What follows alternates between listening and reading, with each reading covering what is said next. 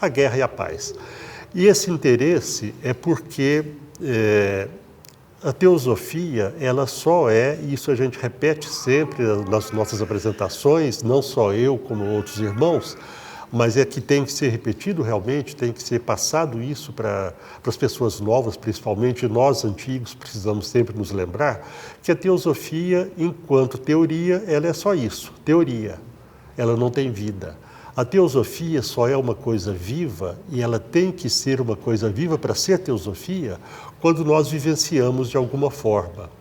E cada um vai vivenciar da maneira que lhe é possível, né, de acordo com as suas experiências, com as suas necessidades, com as necessidades que a vida lhe apresenta, com as oportunidades que a vida lhe apresenta.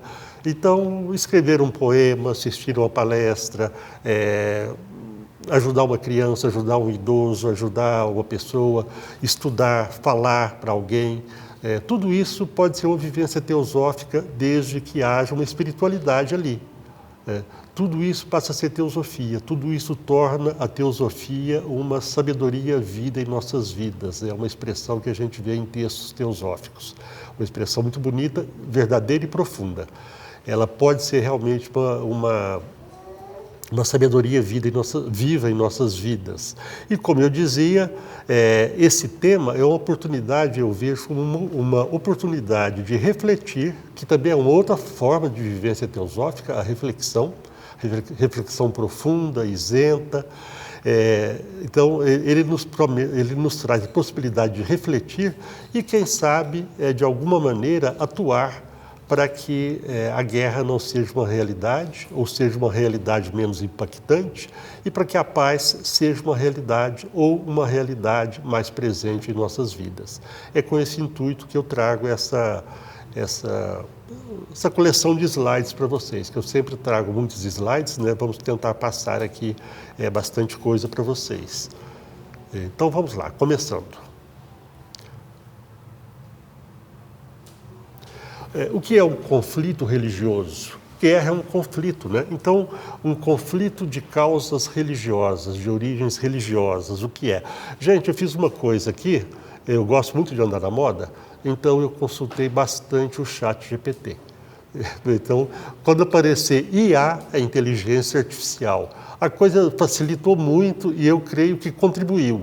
A intenção é essa, que esteja contribuindo. Me facilitou a vida, bastante, né? Algumas coisas eu fiz algumas pequenas alterações, mas, na verdade, talvez eu tenha feito as perguntas de forma bem objetiva, então as respostas vieram bem legais e eu preferi trazer, né, e honestamente dizer que aquilo é da inteligência artificial, né, a partir de algo que eu pergunto.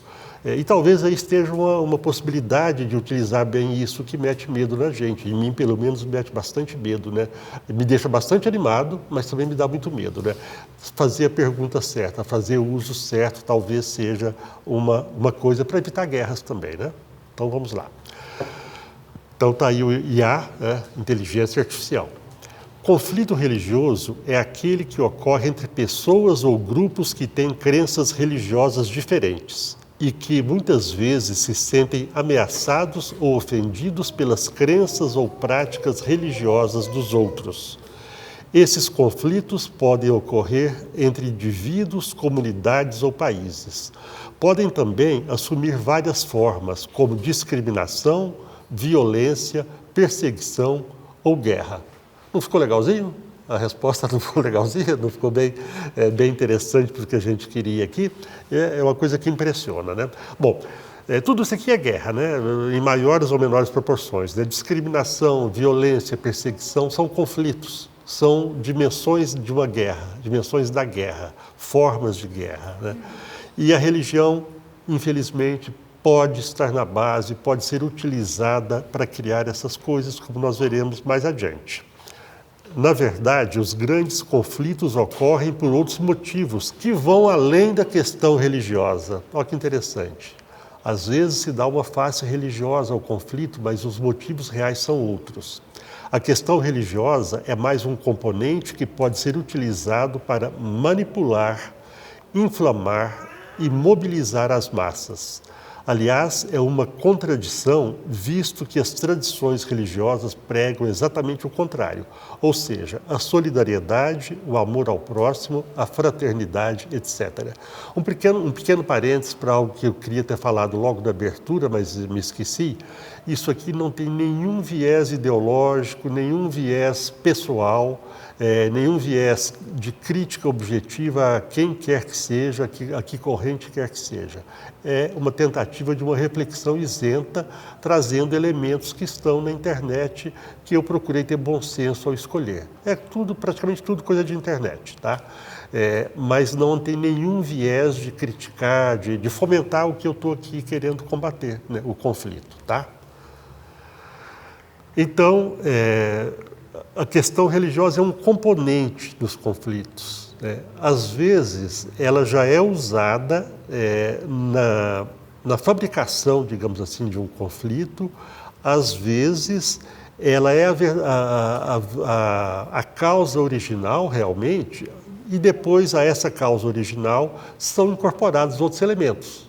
Aí veio o oportunismo, o oportunismo trágico, de aproveitar uma guerra onde as pessoas talvez tenham entrado de boa fé, mas manipular esse objetivo, manipular a boa fé das pessoas, misturar as coisas. Exemplos de conflitos religiosos na história da humanidade. Eu só vou citar, não vou ler os textos completamente que tem aqui, mas são alguns dos exemplos, não há intenção de falar de todos, alguns dos mais marcantes. As cruzadas, que foram marcadas por atrocidades cometidas por ambos os lados, ou seja, cristãos e muçulmanos, importantes, históricas, sempre faladas, sempre comentadas, as cruzadas, são um exemplo clássico e mais do que trágico de tudo, da boa-fé, da manipulação, de tudo mais. São exemplo de conflitos, de guerras religiosas. Guerras contra religiões pagãs que existiam na Europa, ou existiram na Europa, principalmente na região norte, para onde o cristianismo foi se expandindo, e criando ali, através de isso a gente vê em algumas séries de televisão, mas então houve muita guerra, com essas civilizações vikings, com os celtas, com os germânicos, e outros também, Não há intenção aqui de falar de todos, As heresias, que já não, elas se caracterizam de uma forma diferente dos conflitos com os pagãos, porque os heréticos não eram pagãos, eles estavam dentro, de alguma forma, ali dentro do cristianismo. Então, o gnosticismo, o catarismo, ou qual é o outro nome do catarismo? Os albigenses, o arianismo, protestantismo, foram algumas das formas de heresias combatidas ferrenhamente pela Igreja Católica. Guerras de religião na Europa, também dentro, isso aqui se confunde um pouco aí com a questão das heresias, mas tem características diferentes também, então as guerras, essas guerras dos 30 anos na Alemanha, guerras de religião na França, Irlanda, guerras geralmente dentro do cristianismo, que tem o seu período específico, depois que o paganismo já estava sob controle, dizimado praticamente, mas ao que tudo indica não foi dizimado, a gente vê e parece que talvez fortalecendo algumas das crenças das religiões pagãs ainda subsistem, talvez estejam em crescimento, É interessante ver esse processo. Conflitos religiosos no Oriente Médio, e aqui acho que eu já estou falando de conflitos atuais, Na região do Oriente Médio, vários conflitos foram motivados por diferenças religiosas e políticas. Olha a mistura. O conflito entre israelenses e palestinos tem raízes em disputas territoriais e religiosas relacionadas à região da Palestina, sagrada para judeus, muçulmanos e cristãos. O conflito entre sunitas e xiitas no Iraque, por sua vez, tem raízes históricas e políticas, mas também é alimentado por diferenças religiosas. Então, talvez, se não houvesse religiões, não houvessem guerras, né? É triste pensar isso, né? Não sei, estou aqui exagerando, né? Mas, se não houvesse religiões, o que nós seríamos também? Isso vai ser, a gente vai poder refletir sobre isso mais tarde. Bom, aqui que vem conflitos religiosos nos dias de hoje. Conflito na Síria, né? A gente está vendo no noticiário, né? Mas ali tem componentes econômicos, tem componentes raciais, tem componentes religiosos, né?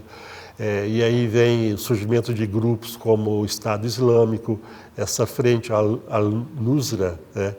Que se denominam jihadistas islâmicos, né? Lembrando, né, nosso irmão Oswaldo Condé fala sempre disso, né, que jihad é a guerra santa, mas não a guerra santa contra o irmão, é a guerra santa em si mesmo, né? A guerra do autocontrole, né? do autoaperfeiçoamento, a guerra ética interna que deveríamos travar. E vem a manipulação, pega um conceito muito sagrado e transfere para algo extremamente mundano, extremamente secular, né? E de muito potencial destrutivo, né? Basta olhar o noticiário para ver isso, né? O conflito na Nigéria envolve vários grupos armados, incluindo o grupo jihadista Boko Haram, que busca impor a lei islâmica, a Sharia, em todo o país. Mas veja bem, é uma lei islâmica, provavelmente, ou quase com certeza mesmo, né, lida e compreendida, entendida e imposta de uma maneira especial, de uma maneira tirânica. Não é tirana, não é talvez a Sharia pura, com tudo que ela tem de sagrado, né? O Boko Haram já cometeu inúmeros ataques violentos contra civis, incluindo cristãos, e tem como objetivo criar um Estado Islâmico no norte da Nigéria. Como eu disse, aqui não há intenção de criticar ninguém. Isso aqui são fatos, né, que a gente vê na imprensa, pelo menos, né? E exemplos de mistura, de manipulação de conceitos de coisas sagradas, né, como elementos de guerra, de obtenção de poder e outras coisas. Conflito entre Israel e Palestina, já foi falado um pouquinho, né? Mas esse conflito tem raízes históricas, políticas e territoriais, mas também uma dimensão religiosa. Jerusalém é sagrada para judeus, muçulmanos e cristãos, e disputas sobre a posse e controle de lugares sagrados têm alimentado a tensão e o conflito entre as comunidades religiosas. E aí quem estuda sobre esses conflitos, né, ou quem quiser estudar, poderá entrar nos detalhes disso que a gente não tem tempo e que eu não pesquisei também, que não teria tempo para passar aqui, né? Conflitos entre sunitas e xiitas no Iêmen, também na mesma linha, né? Sendo que aqui tem países, né, de fora interessados, como sempre tem, né, países mais poderosos ali por trás manipulando, né? Que a Arábia Saudita, que é sunita, tem apoiado o governo iemenita em sua luta contra os rebeldes Houthis, não sei como se pronuncia, que são xiitas e têm apoio do Irã, em uma luta que tem elementos religiosos e políticos. Bom, daqui eu vou usar um pouquinho esse texto desse autor, né, que eu encontrei na internet. Não consegui muitas informações sobre ele. Eu sei que é um acadêmico, ele nem trouxe os dados, né, mas ele é um acadêmico e ele tem um texto muito interessante sobre o tema, que eu peguei alguns pontos para desenvolver a partir do texto dele, né? Então, o nome é A Religião, Fator de Conflito e Potencial de Paz, um projeto de investigação. Então, bem dentro do tema. Essa palestra surgiu na última escola de verão da Sociedade Teosófica. Eu fui convidado para participar de um painel. E o tema era sobre isso, era sobre religião, paz, né, guerra. Mas era quase esse aqui o tema da escola de verão, se não me engano. E eu peguei ali, eu falei meia hora, era um painel, falei durante meia hora e aumentei essa fala para 1 hora, ou algo próximo de 1 hora. E esse texto foi o texto base, né, da minha apresentação lá na escola de verão, tá? E eu achei muito interessante. Eu peguei da internet, copiei e cola, ele está na internet em português de Portugal, eu procurei fazer uma correção, se aparecer aí alguma coisinha em português de Portugal, foi à pressa. Entre os benefícios que as religiões se propõem facultar aos seus adeptos, um dos mais universais é a paz. Contraditório, né? Parece contraditório, mas a culpa não é da religião. A culpa não é dos verdadeiros religiosos. E cabe aqui, talvez, né, a gente fazer uma distinção entre religião e religiosidade, que foi o tema de uma palestra que eu fiz há alguns anos já, talvez, acho que está no YouTube. A religião, talvez nós possamos definir como algo externo, um conjunto de preceitos, um conjunto de práticas externas. Então, ir a um determinado ritual uma vez por semana, 2 vezes por semana, cumprir com algumas práticas, talvez domésticas também, né? Rezar algumas preces, tal. Isso pode ser simplesmente a religião no seu aspecto externo. A religiosidade é algo que tem a ver com o que eu disse a respeito da teosofia ser uma sabedoria viva. A religiosidade ela é viva porque ela transforma, porque ela é vivenciada. Então, esses benefícios que as religiões, esse benefício, né, da paz, ele é conseguido não por aquele que apenas cumpre algumas obrigações externas e defende a sua religião ferrenhamente, mas por alguém que utilize os ensinamentos e até as práticas, também as práticas de uma religião, o ritual, outras práticas também, as reflexões, meditações, utiliza isso para o seu autoaperfeiçoamento. Essa é a religiosidade. Essa é a vivência teosófica, quando nós utilizamos conceitos, ideias, experiências trocadas como elementos de autotransformação em nós.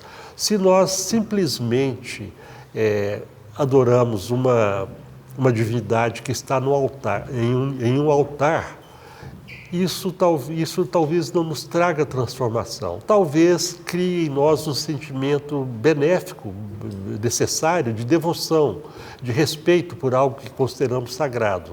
Mas talvez não vá muito além disso.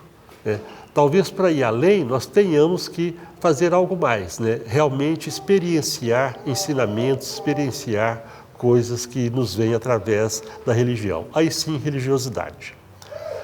A paz é uma dessas possíveis experiências, né, que a religião pode propiciar. De tal modo foram dilacerantes em séculos passados as guerras religiosas no continente europeu, que em algumas sociedades ocidentais, como a francesa, por exemplo, optou-se por marginalizar da vida pública todas as organizações religiosas. Ou seja, a religião começa a ter uma implicação danosa na vida das pessoas, na vida dos cidadãos, né, nos grupos de cidadãos, que naquele momento julgou-se necessário na França e depois em outros locais também, né, mas aqui na França, não, isso aqui está fora.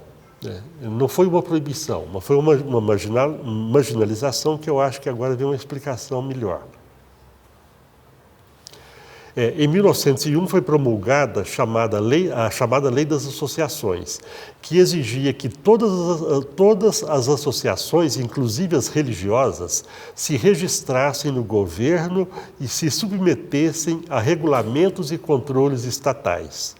O objetivo dessa lei era controlar o crescente poder da Igreja Católica na França e impedir sua influência política. Olha a mistura, né, a briga por poder, a mistura de coisas que talvez só se misturem em algo mais sutil do que o poder. Né?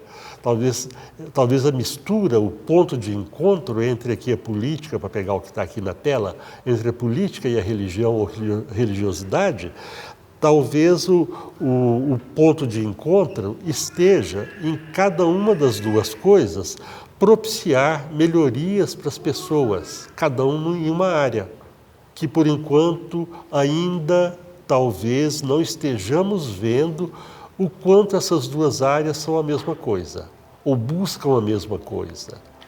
Então, quando não, eu tenho que impor o que eu acho que é melhor para todos, né? Seja política, seja ciência, seja religião, seja uma determinada corrente filosófica. As pessoas têm múltiplos aspectos, os outros aspectos têm que ser contemplados também. Então, não dá para deixar um de fora. Para quem chegou tarde, o IA aqui é porque eu comentei que eu gosto muito de andar na moda e eu utilizei o ChatGPT. Então, IA é inteligência artificial. Então, achei interessante, me facilitou a vida e acho que está me ajudando na exposição. Tá? Então, sempre que aparecer o IA, não sou eu, né? A inteligência é pequena e não é artificial aqui. Bom, pensava-se lá na França, né, delimitar dessa forma, porque não foi proibido, né? Mas pensava-se delimitar dessa forma a influência da religião, que muitos consideravam ser uma das principais fontes de intolerância e irracionalidade, e uma ameaça constante à integridade do tecido social. Mas será que algo que se propõe ser tão benéfico, pode ser, como a religião, pode ser irracional? Essa é uma pergunta bem interessante, né?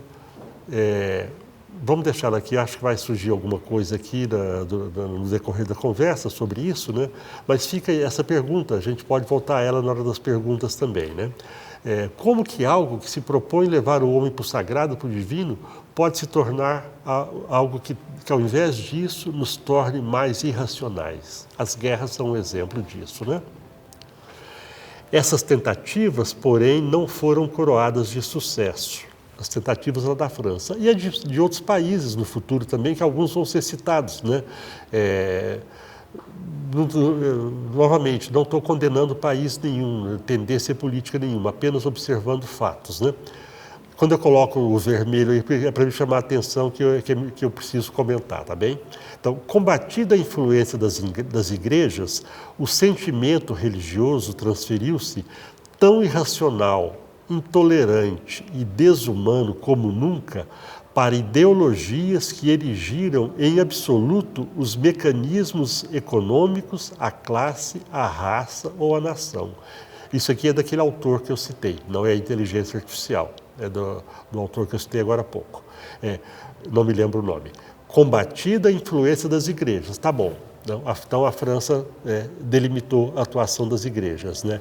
As revoluções socialistas de algumas partes do mundo fizeram o mesmo, né? Algumas coisas de ultradireita fizeram o mesmo, né? E às vezes se combate uma tendência religiosa, se dá ênfase a outra, né? Então acontece de tudo e eu não estou criticando ninguém e a conversa não vai por esse lado, né?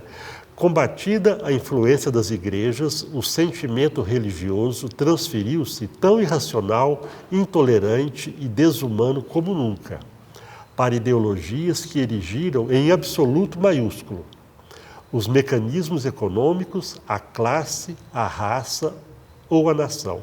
Ou seja, se tinha uma ideia de uma divindade, de um absoluto na religião, se a religião foi escanteada, se ela diminuiu a sua influência, parece que há uma necessidade do homem de sentir que ele está aí de alguma forma relacionado ou dentro de um absoluto. E que ele vai buscar esse absoluto em outra coisa, na política, na economia, em outra coisa. Porque aquela maneira está sendo negada, a religião está sendo negada. E a religiosidade é uma tendência natural do ser humano. Talvez muitos ateus tenham uma religiosidade muito intensa, só que por uma questão de conceituação, não entendem ou não percebem isso.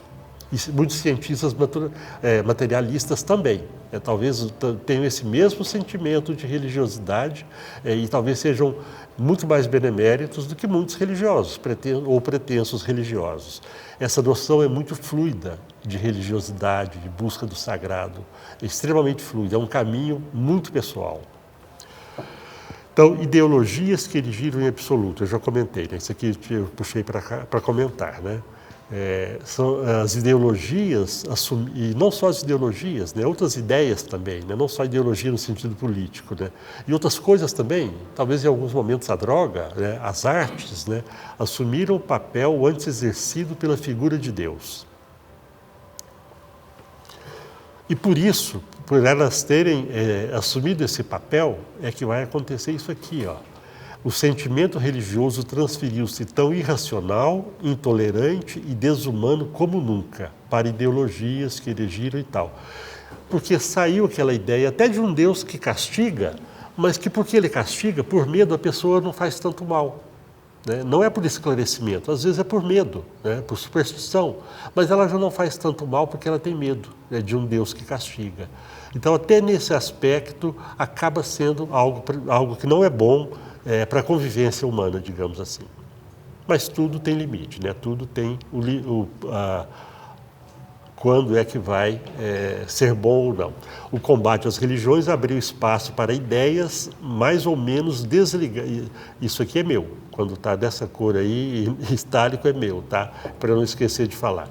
O combate às religiões abriu espaço para que ideias mais ou menos desligadas da espiritualidade passassem a fornecer objetivos de vida às pessoas, já que a religião não fazia mais isso. Divinizada, a razão humana, ela passou a ser tida como infalível, talvez, divinizada, né? Porque já não há aquela noção do sagrado, aquela coisa devocional, ela está sendo deixada de lado.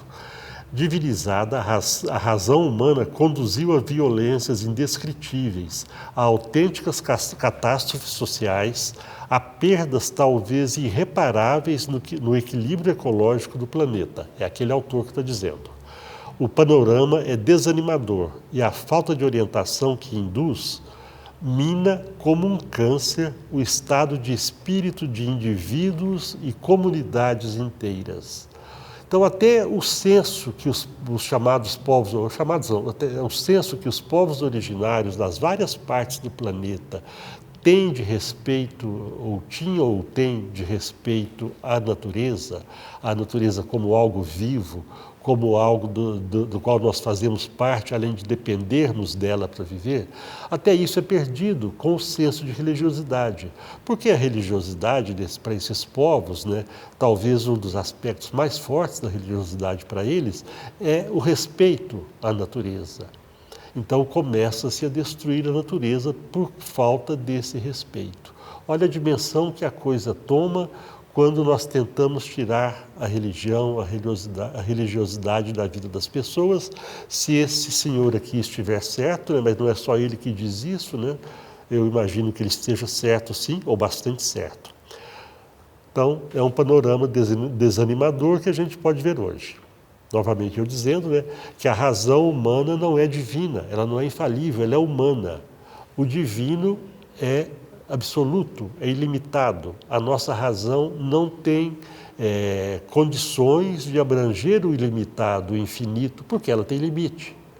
Então, tudo que nós julgarmos com a nossa razão provavelmente vai ser incompleto. Nosso julgamento tem muita possibilidade de ser incompleto, de ser imperfeito, melhor dizendo, imperfeito.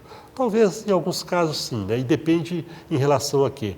Um juiz que julga corretamente, com base nas leis que ele tem que seguir, ele fez um julgamento perfeito, né? Daquele ponto de vista. Talvez do ponto de vista das leis universais, talvez ele não tenha feito um julgamento perfeito, mas ele está cumprindo o papel dele corretamente. Por muito que, voltamos para aquele autor, por muito que prometam, em termos de melhoria de condições de vida, os avanços da ciência e as revoluções técnicas, políticas e econômicas são incapazes de, por si, religar, essa palavra é chave, religar as múltiplas facetas da existência humana num todo consentido. Isso a gente vê no noticiário diário. Os economistas estão preocupados com o dinheiro. A saúde, os gestores de saúde estão preocupados com a saúde. Um quer gastar menos, um precisa gastar muito.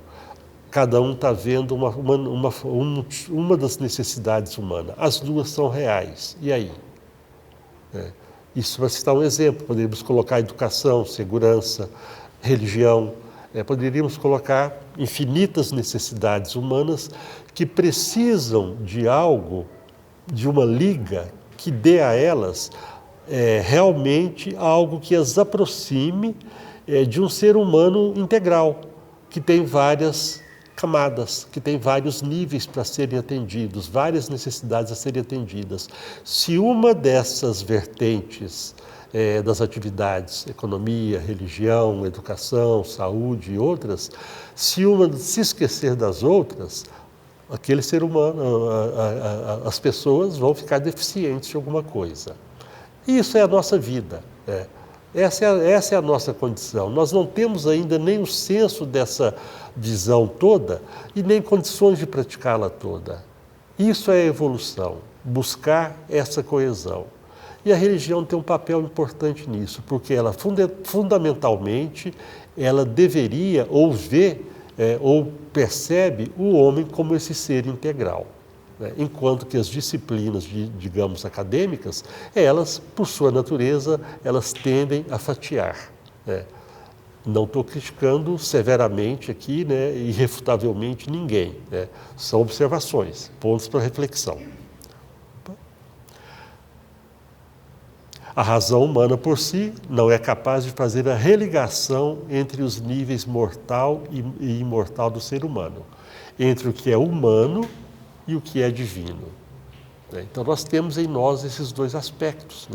E o que dá atenção a esse aspecto divino, que a gente poderia subdividir em alguns níveis, nos estudos teosóficos fazemos isso, mas não vou entrar aqui, esse divino, em camadas diferentes, mais ou menos divinos, digamos assim, mas essa visão religiosa, e religião aqui não tem a ver com nenhuma especificamente, com nenhuma religião, mas a essência das religiões ela pode nos dar essa visão.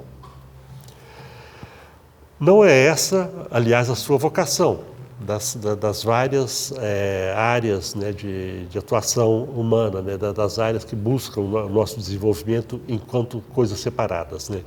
E sempre que procuram fazê-lo, estão de fato a travestir-se de religião, quando elas se colocam como a última solução, elevando a critério de referência a sua relação instrumental com o mundo e com os outros, que é própria dessas áreas de saber.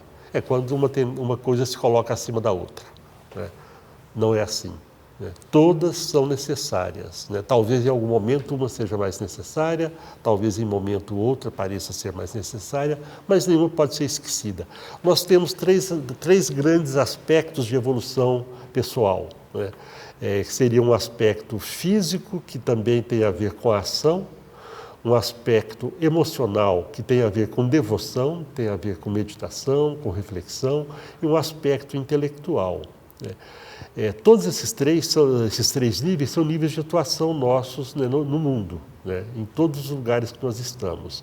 Se nós deixamos de nos instruir, nós não só vamos ficar menos burrinhos intelectualmente, como vamos deixar de ter elementos para reflexão, por exemplo. Como vamos deixar de ter capacidade para planejar nossas ações. Se nós nos instruímos e não refletimos, nós vamos ficar talvez fanáticos, seguindo alguma coisa ali que não avaliamos bem, porque não refletimos sobre aquilo. E talvez apliquemos mal também. Então, há uma relação interna entre nós que se reflete no externo, nas várias atuações que nós temos na vida.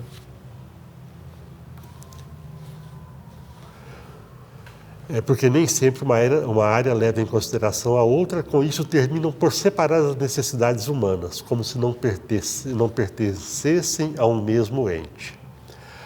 A restrição da religião é uma medida extrema. E olha o que o ChatGPT me falou. A restrição da religião é uma medida extrema e altamente controversa que viola o direito à liberdade religiosa e de crença. Embora em alguns países a religião possa ser limitada ou controlada pelo Estado, em geral, a manutenção total da religião é rara. Essa palavra está errada. Aqui eu queria ter trocado, essa palavra não é manutenção, eu acho que é proibição. Em geral, a proibição total da religião é rara e contraria a maioria, pena que eu não troquei. Então, em geral, a proibição total da religião é rara e contraria a maioria dos sistemas de direitos humanos e das normas internacionais. No entanto, há exemplos de países onde a religião foi ou é proibida em algum grau. Alguns desses países, sem citar peculiaridades, incluem Albânia, Coreia do Norte, China, Cuba, União Soviética, Vietnã. Só para citar. Né? Em algum momento histórico eles fizeram alguma coisa, e outros países também.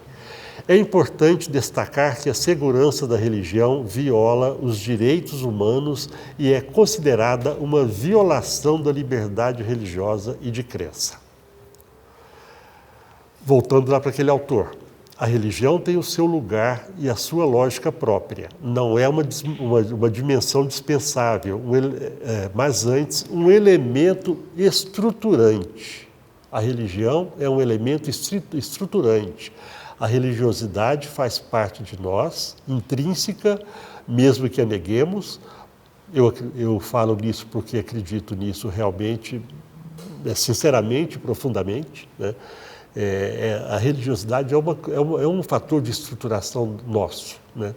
De estabilização do ser humano.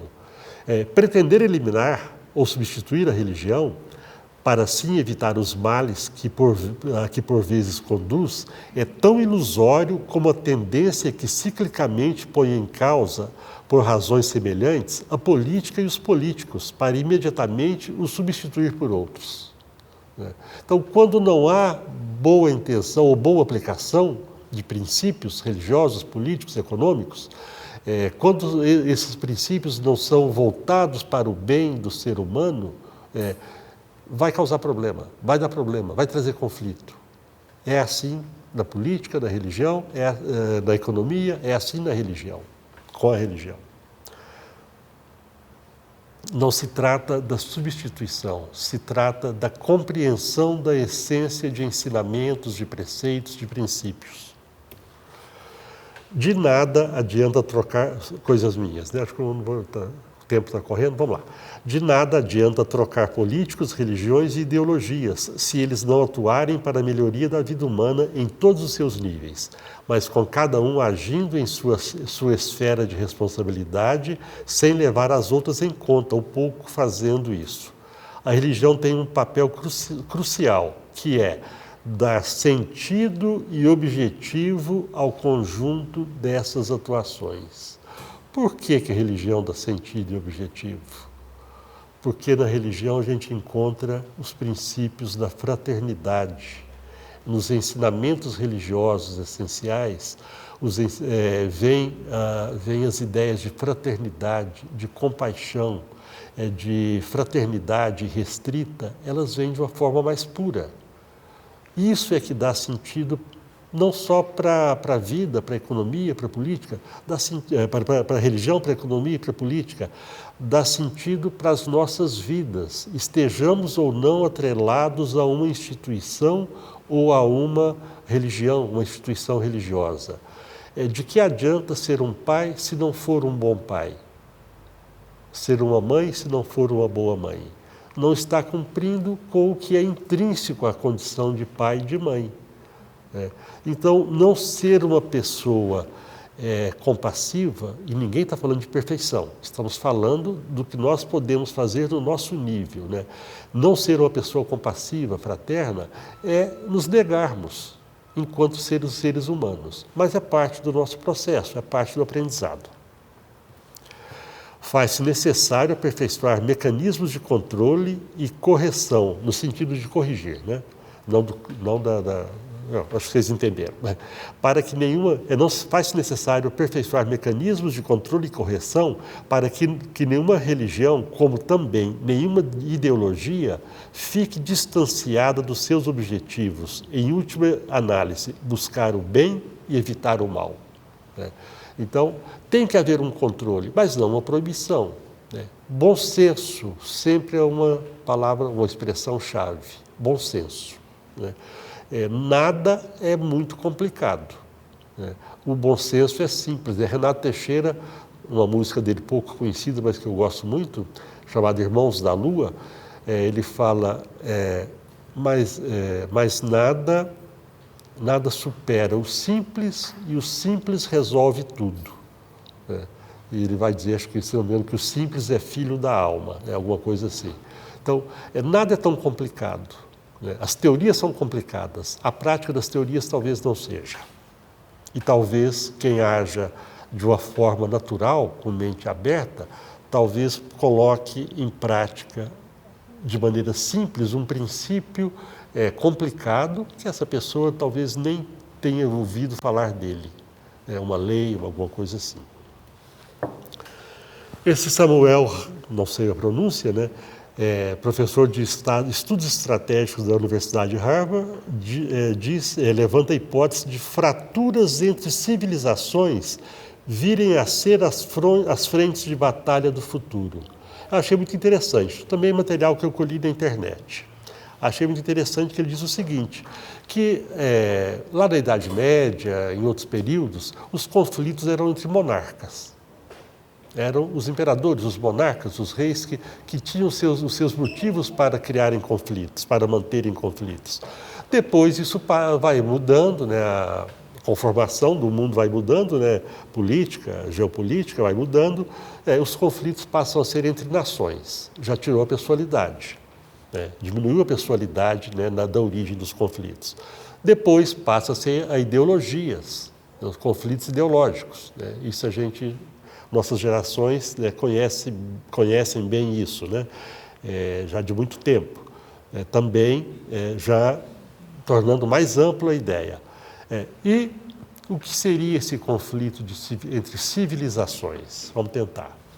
Eu busquei aqui o significado de civilização. Civilização é o estado de cultura social caracterizado por um relativo progresso no domínio das ciências, da religião, da política, das artes, dos meios de expressão, das técnicas econômicas e científicas, de um grau de refinamento dos costumes. Então aqui já passamos a ter, né, nisso aí que talvez já esteja acontecendo, que o conflito seja entre grupos maiores, mais amplos, né, transcontinentais talvez até, mas que juntam no seu conjunto de pessoas, desse conjunto de pessoas muito, muito grande, já junta muita coisa, princípios de economia, princípios científicos, né, costumes, né, muitas coisas, né, e aí os conflitos vão tomando proporções cada vez maiores, cada vez mais complexas, né? E a solução é simples, o simples resolve tudo. Eu falando, né? Os ganhos advindos do processo civilizatório deveriam ser fatores de união de todas as áreas das atividades humanas, ciências, religiões, filosofias, políticas, etc. Outro autor aí, um historiador holandês, diz que o processo civilizatório deveria propiciar o seguinte: um certo grau de domínio da natureza física através de boas técnicas, não é destruir, boas técnicas científicas e industriais.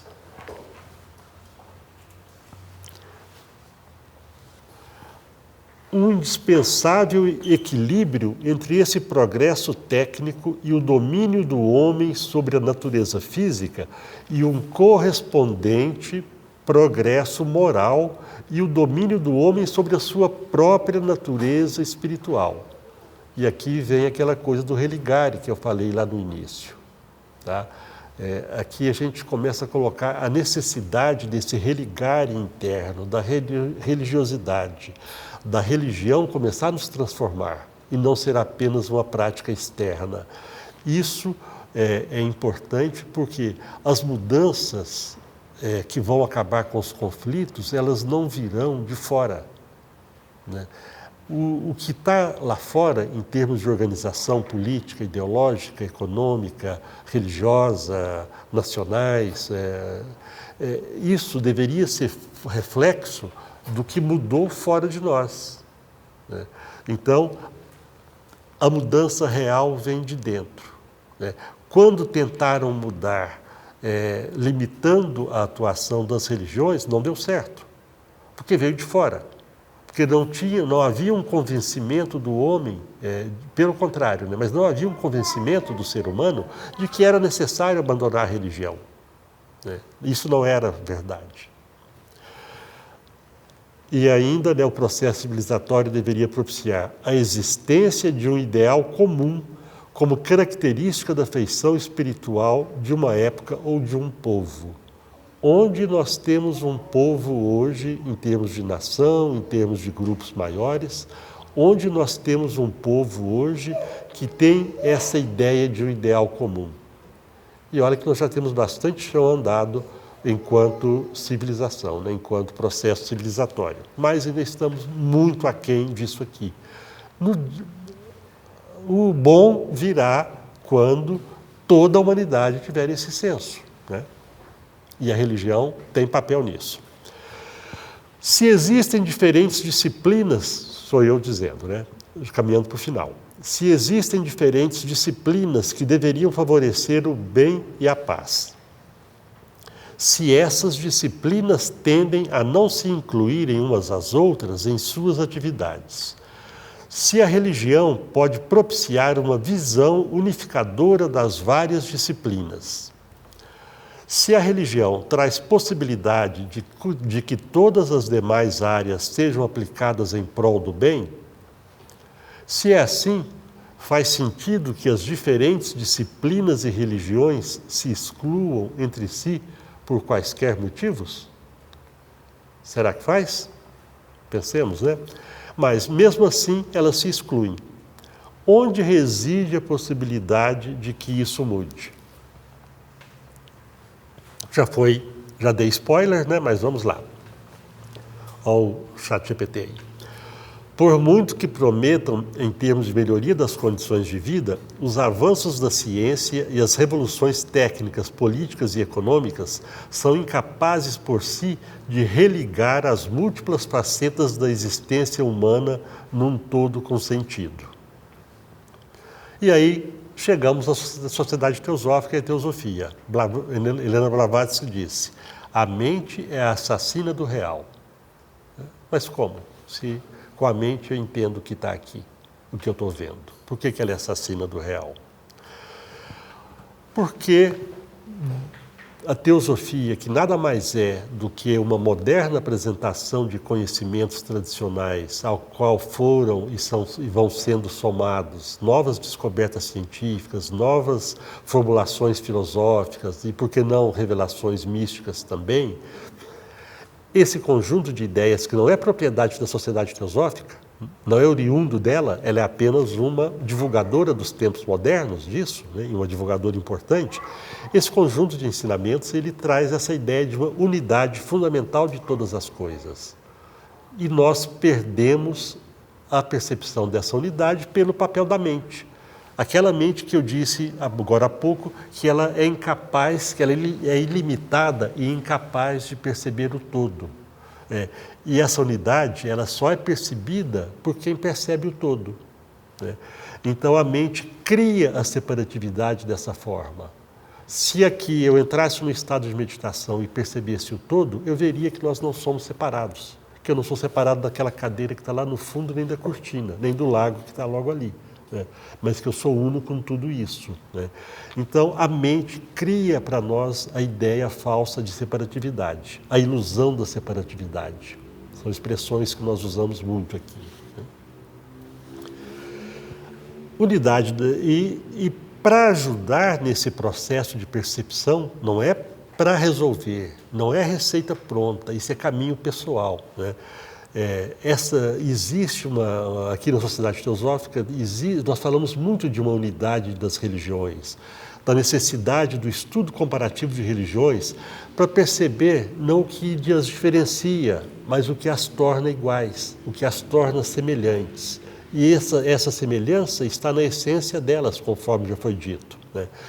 Então, haveria, segundo esses ensinamentos, né, que nós lidamos com eles aqui, e outras instituições também lidam, existe algo chamado religião sabedoria, uma fonte comum a todos esses ensinamentos, que com a expansão do processo civilizatório, histórico, mundial, as pessoas foram se afastando daquela fonte original e o conhecimento foi passando a ser apresentado de formas diferentes.